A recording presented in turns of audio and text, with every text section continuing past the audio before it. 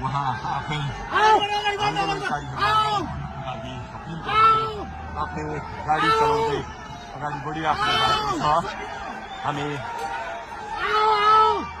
दुर्गा प्रसादसँगै अगाडि बढिरहेका छौँ। यहाँ निकै ठुलो मात्रामा युवाहरूको उपस्थिति देख्न सकिन्छ।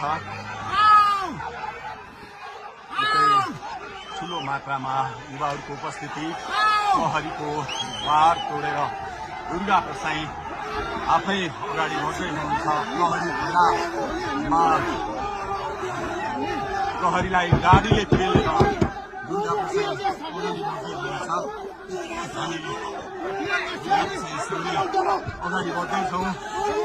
जहाँ कसैले रोक्न सक्ने अवस्था छैन, कसैले प्रहरीलाई पेलेर अगाडि बढिरहेको भएको छ।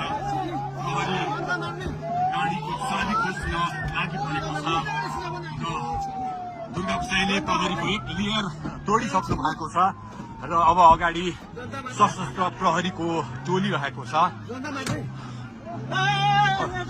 उहाँ अगाडि बढिराख्नु भएको छ। यो गाडीमाथि प्रहरीले अन्धाधुन्दा लाठीचार्ज गरिरहेको छ।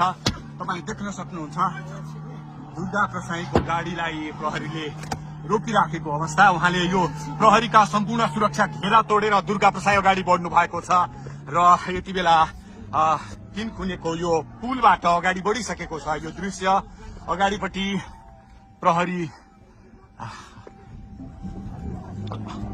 प्रहरीका यी घेरा तोडेर दुर्गा प्रसाई अगाडि बढिराख्नु भएको छ।